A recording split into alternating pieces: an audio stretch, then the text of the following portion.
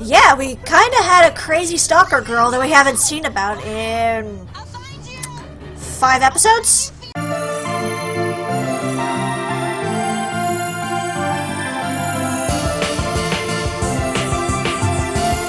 Greetings and salutations, viewers. I'm StarPrincessHLC, coming at you with another review of Scare Pewdiepie. YouTube Red showing off Pewdiepie getting scared by real-life horror games with Maker Studios and Skybound in tow. Is it worth the $10.99 monthly subscription fee? Is it really worth all the hassle of pretty much every bit of advertising this whole thing is? Does it actually improve PewDiePie's work? Well, we're just kind of going through each episode and see what happens. So now we are heading off into the next episode of the series, episode 7. I'm not crazy. You know that the actors are having a fun time being absolutely out of their mind. And actually, this particular episode is the only one of Scare Pewdiepie that's actually free to watch. You can just go right to the playlist in the description below, and you can watch this particular episode for free, I guess, to see if you get a taste of what to expect from YouTube Red's series with PewDiePie. But I don't know, it seems kind of weird to be sticking the free episode as level 7, considering all the other stuff that comes before. I guess with episode 1 it makes sense not to watch that one first? I don't know. It seems kind of weird. I mean, I get episode 1 was kind of a more testing the waters feel. It probably wouldn't have, it probably wouldn't have roped people in, I think, as quickly, but I don't know if episode 7 does that either, and we'll get into that right now, actually. Relax your feet. You know, you're being very willingly led astray here, I'm just saying.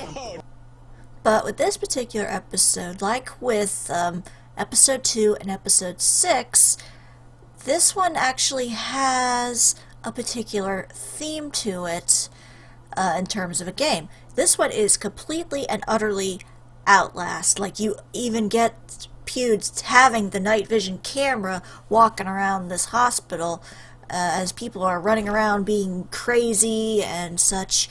So pretty much Outlast right off the bat. This is Outlast. So while there was elements of Outlast in the previous one, like in Please Enjoy Your Stay, there's definitely like a full-blown Outlast in this particular episode. Oh, it really is Outlast. So, by the end of this, is Pewds going to become the wall rider? It's also strange, though, that this one would be free to watch and get people interested in seeing the series, considering a lot of what's going on in this one actually has stuff to do with some elements that were touched upon in the first 2 episodes, particularly the stuff with Nikki. They're setting up more stuff probably for her to show up again, where like Pewds has to put a restraining order on her, and like he even has some crazy bodyguard with him who he doesn't seem very threatening. He's just this big tall guy, but you know, he's very odd, shall we say. He's very much like way too overprotective of Pewds, to like a scary degree, to the fact where he was like telling a security, like a police officer who was doing the restraining order against Nikki, he was like telling him to go away. It was kind of weird. Use a weapon. A gun? I like the face he made. I'm totally loaded. But also in this particular episode, we got another introduction to Mr. Chair, one of Pewds' well-known little characters that he created during his amnesia days. But this time, Mr. Chair is actually a wheelchair. He's like a movable little wheelchair. I guess they have like a special microphone or something in the wheelchair, as well as like being able to control it somehow. And Pewds was sitting in it, and he was wheeling all over the place, doing wheelies, and it was kind of funny, considering, although it seemed kind of silly considering he was being surrounded by inmates, essentially, by crazy people who were always trying to grab him and attack him and chase after him and such. And obviously his running would be way faster than the wheelchair, but it was still kind of an interesting little thing. And that really is kind of cool how they managed to make it that the chair moves around on its own like that. That's pretty neat. Amazing. Go, Mr. Chair, to victory! Okay, Or in this case, we're just going to... what are you doing? Oh shit, what the fuck are you doing? Mr. Chair's a little tipsy. Very tipsy, actually. Pewds in this one, I think he was a bit more relaxed than the previous episodes. Like, obviously not as relaxed as he was in like episode 2 and episode 6 when he had somebody to bounce off of, but I think compared to some of the previous ones, he definitely seemed more into it. He seemed to be having more fun with it, even when he was like handcuffed to a chair by some crazy German doctor, or being screamed at by a crazy patient named Sean. But he was figuring out puzzles on his own. He was actually getting through at a fairly decent pace. Like, this particular episode felt a little bit more fast-paced than the previous episodes, strangely enough. Maybe it was because you're always kind of in a rush around, like, the crazy inmates. By the way, you know that the actors in that were having a fun time just wandering around the halls, acting completely and utterly out of their minds. So, this was definitely a really interesting one. The one downside I definitely say is there really was no reason for the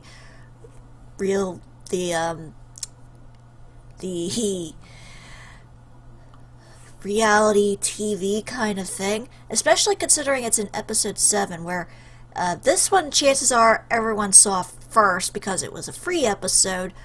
But if you hadn't seen the first two episodes, you would be kind of lost. Like, who the hell is this Nikki person? Why is Pewds putting up a restraining order on her?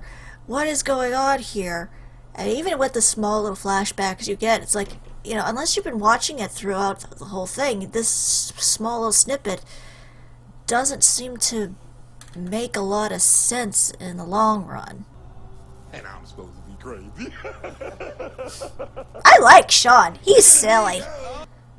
But overall, this was an entertaining episode, I'll give you that. I really feel like it does better when the directors or whatever, they focus specifically on a certain game. Like, yeah, so far, like, episode 2 and episode 6 definitely feel like the stronger episodes to me, not just because I think of the collab, but also because it was focusing on a specific game. Like, just throwing random horror cliches at him, it's just kind of, it doesn't seem to go well, especially when, you know, his big thing is he's playing real-life horror games, but it's like, well, which horror game are we talking about? So it usually is better when they have it pinned down to a particular thing. What's going on? Oh, I guess they really did want the nurse to shut up. But again, I feel like because they added in the reality TV kind of stuff, I feel that kind of slowed it down. Especially if you're going into it just seeing this episode, you're going to get lost very easily, and it's almost like, well, why is the focus on this when the whole thing's supposed to be about Pewds getting scared by real-life horror games? So that I felt kind of odd, but overall it was still a very entertaining episode. And this is what Pewds has to deal with on a daily basis from his fangirls. Curious to see what's going to happen next. Like, we only have about 3 more episodes left after this, so I'm curious to see how it's all going to wrap up in the end. But for now, this is StarPrincessHLC saying thank you very much for watching, and have a fond farewell. And let me know in the comments below what you would like to see me review next. Bye bye!